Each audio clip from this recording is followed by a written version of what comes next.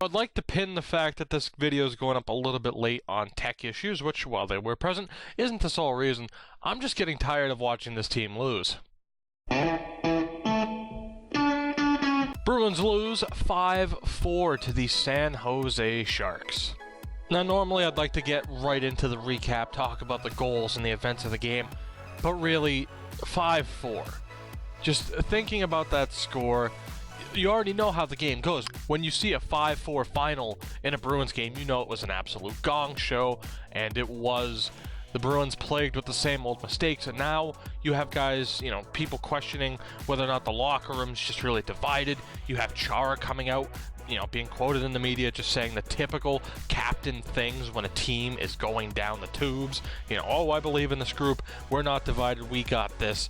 And just, you can tell the foundations crumbling, people questioning whether or not Julien has this team, or, whether or not the team still has faith in Claude Julien. I posed the question a couple videos ago whether or not he was going to make it till Christmas. I'm not convinced he's going to make it to Thanksgiving. He might not even make it to the end of this week. When talking about the defensive mistakes as well, a big name people will point out is Kevin Miller. And at this point, he's not there. An upper body injury sustained in this game. He was missing from practice today. Nobody really knows how long he's going to be out for. He's been essentially Claude's safety blanket. He hasn't been up to the task so far, so we'll have to see. It's going to get worse because now, if this team continues to struggle, they can't just say, oh, well, Kevin Miller sucks. They're going to have to point out other people, and Claude in particular is going to take even that much more heat. But again, it's just the same old defensive mistakes. The Bruins fall to 2-6-1 on home ice, 8-8-1 on the season. And I personally, in terms of, pointing fingers and who to blame, it's everybody. A lot of people want to blame Tuukka Rask, and yeah, he's let in some pretty bad goals this season. There are a couple of goals in this game you'd like them to have back, or like him to have back, but you can't blame him entirely. And I'm sorry if this video seems kind of disjointed. I'm trying to get my thoughts together. And really, sometimes I'll kind of script this out, or at least, notes I took down. During the video, I'll try and order them out, and I can't be bothered. I can't be bothered. Just, there's been too much said in the aftermath of this game. You have Brad Marchand saying we can't have any passengers. We have too many passengers. It's just, this team isn't gelling. The first guy to go is Julien, and it's just, you see the potential there. You see the talent there, and you can visualize this team being successful, but it's just not happening. The offense couldn't get it done. The defense couldn't get it done, despite the score being close. It's not good enough. But what else is there to say about this team at this point? And again, I do want to reiterate, it's not a sky is falling situation. They are 8-8-1. The season's still young. But like I said in previous videos, when you have a season end the way it did, and then you start the next season struggling, those feelings don't go away, and it just compiles onto what you left last season with.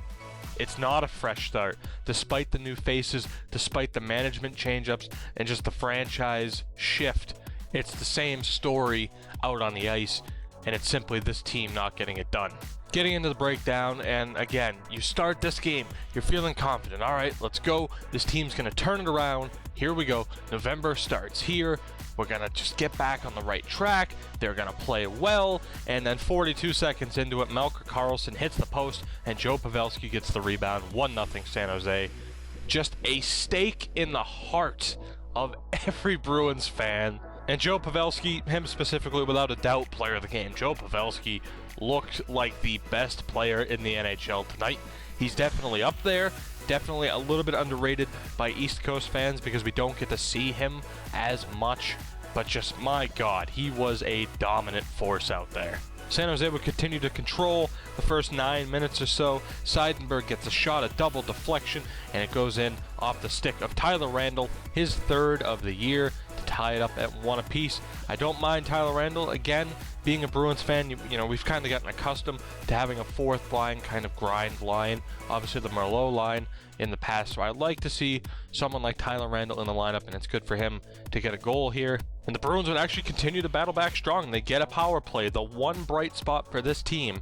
A solid cycle. Chara throws a puck on net from the slot. Looks like he was going to wind up throws a wrist shot on net instead, and Brad Marchand finds the rebound for his 6th of the year, 2-1, and then it just goes downhill again because, of course, it does a point shot from Paul Martin, deflects off the glove of Eunice Donskoy, ties it at 2 apiece. And that was just the first period. Just so fun and exciting to see them down within, 42 seconds, go back up 2-1, and then they, immediately give up another goal. That first period pretty much summed up what this Bruins season has been thus far. A little bit of good, like a couple of minutes of just good. That's what we need to see, and then just the rest of it's pure shit. However, again, we'll try to stay positive. 1:53 into the second period, the Bruins strike again. Seidenberg chips it in along the boards to Louis Eriksson. He feeds Krejci behind the net, and back for a one-timer again to Louis Eriksson.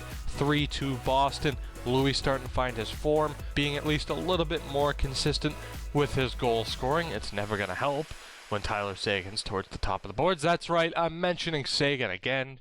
3-2 Boston though. However, San Jose of course would tie it up. A face-off, a cycle down low to Joe Thornton, who feeds Melker Karlsson in front. 3-all. The Thornton line ripped apart whoever the hell they were playing against all goddamn night. I don't know if Joe Thornton necessarily feels like the Boston games for him are a little bit more important because he doesn't play Boston too much, and it has been 10 years since the trade. It would be hard for me to believe that he didn't have a little bit of extra motivation tonight. He was fantastic. San Jose would get a power play, and Patrick Marleau would get his 6th goal of the year and his 999th career point. A shot from the high point, rebound right to Marleau, 4-3 San Jose. It was talked about during the NESN broadcast, and it is surprising. You have Marleau, you have Thornton and Pavelski, all 3 of them on the team at one time. 3 of them have, all 3 have been captains. And Patrick Marleau, he's going to hit 1,000 points in his next game. I'd be shocked if he doesn't, especially with the way the San Jose offense has been rolling. They generate a lot of great quality chances. And it doesn't mean much coming from some random guy on YouTube, but congratulations to Patrick Marleau on inevitably clinching 1,000 points in the NHL. That is amazing. Thornton and Marleau, both future Hall of Famers, and both absolutely deserving.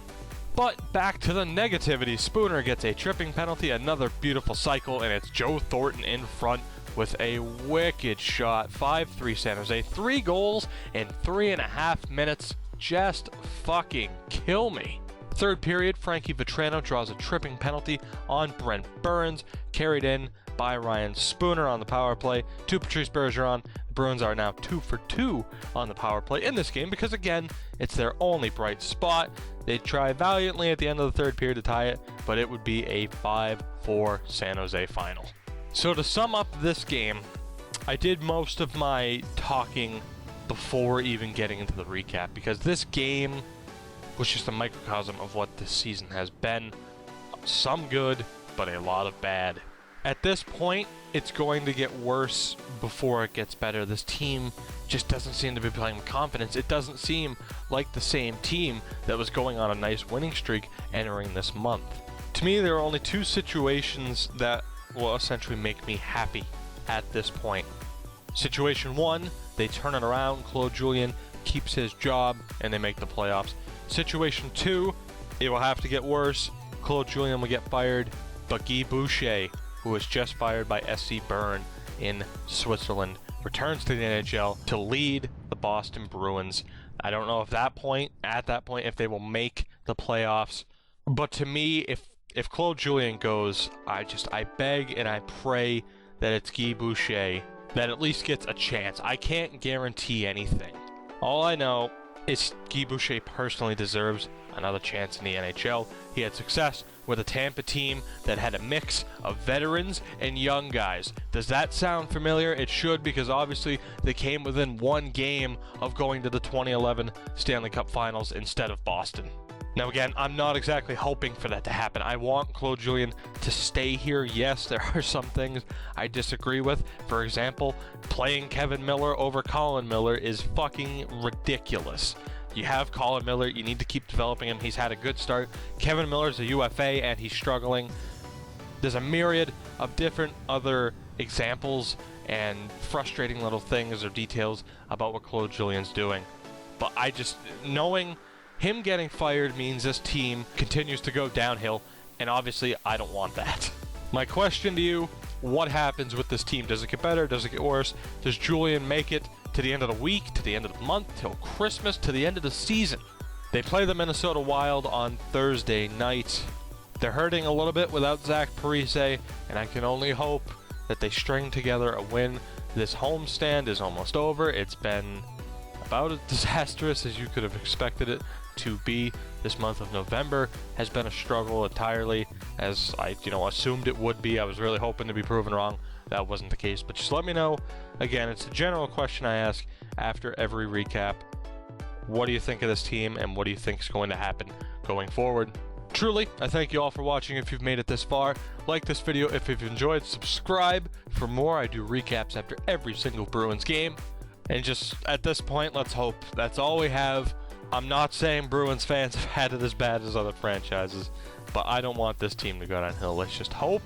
Or maybe Bobby Orr will put on the skates again and lead this team to greatness. I don't know. But just hope. Please, God, hockey gods, something, anyone, save me from this misery.